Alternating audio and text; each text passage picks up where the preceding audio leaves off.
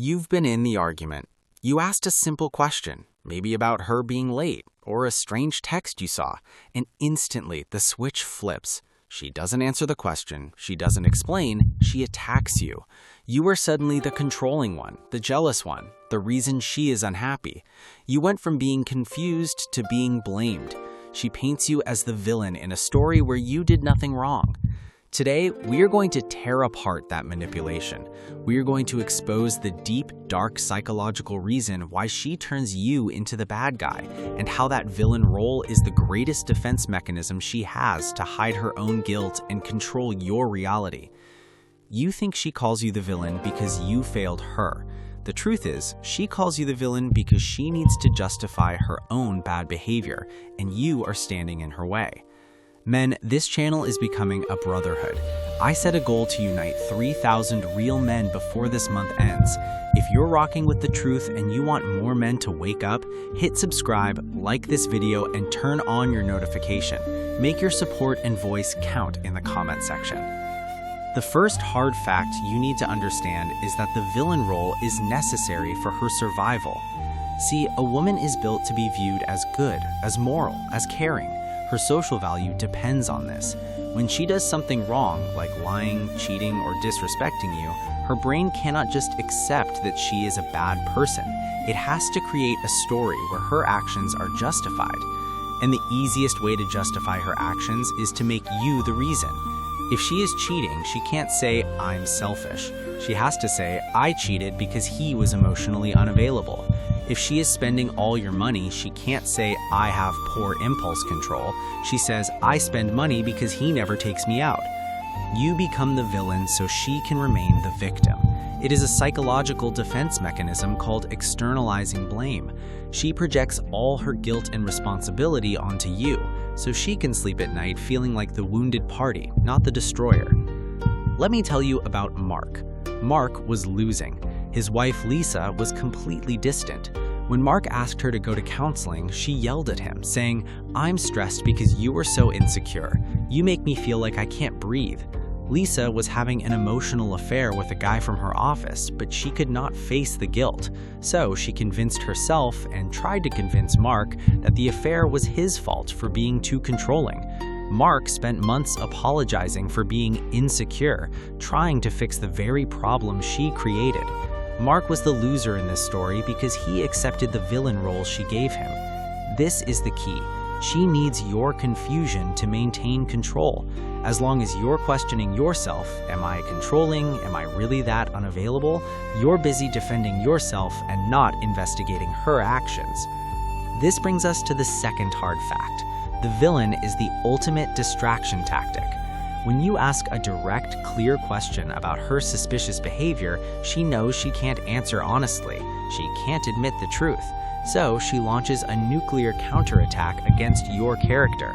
When you say, "I saw a message from a man I don't know on your phone," she doesn't say, "Whoops, I'm sorry." She screams, "You are spying on me. You have serious trust issues. I can't believe you would violate my privacy." The focus immediately switches from her suspicious action, the message, to your perceived flaw, spying, or trust issues. She has successfully derailed the conversation, put you on the defensive, and forced all your energy defending your own character. While you're busy trying to prove you are not controlling, she walks away with her secret safe. Think about David. David was winning. Then he lost. He found out his girlfriend Clara was lying about where she was on a Friday night. When he showed her the evidence, she didn't deny the lie, she attacked his motive. "Why are you trying to ruin my reputation? Why do you need to control every second of my life? You are going to drive me away."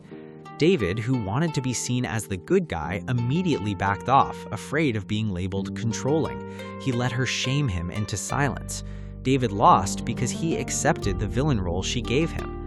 If you are a man who is sick of being blamed for things you didn't do, if you are ready to stand up for your own reality, then you need to commit to this brotherhood.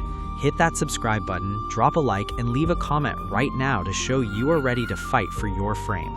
Now, for the last story. This is the winner. This is the man who refused the script. We'll call him Jason. Jason's wife Maria became cold and argumentative. Whenever Jason tried to talk about their relationship, she would immediately pivot and say, "The problem is you are always so negative. You complain too much."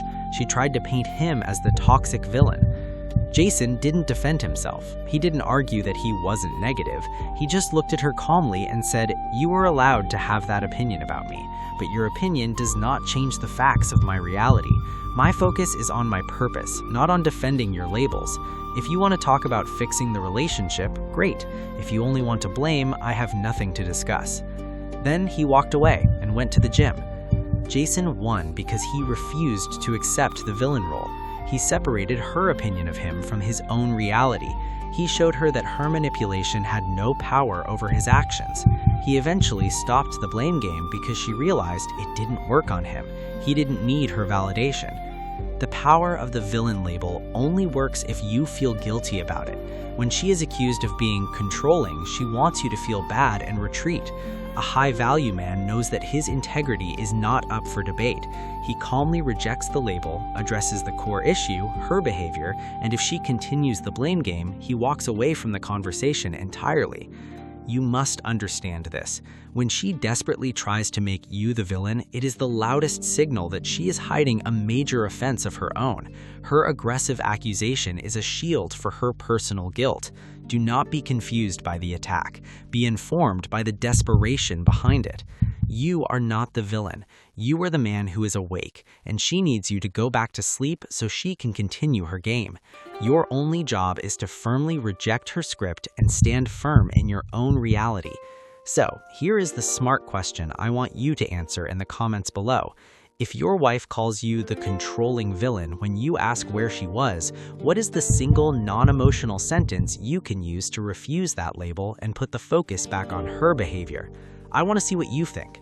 Drop your answer in the comments section. Your strength helps the whole brotherhood stand firm. And if this video gave you the clarity to reject that manipulative label, then make sure you subscribe and hit that notification bell. We are building the strongest community of men who refuse to be played, and we need your voice here.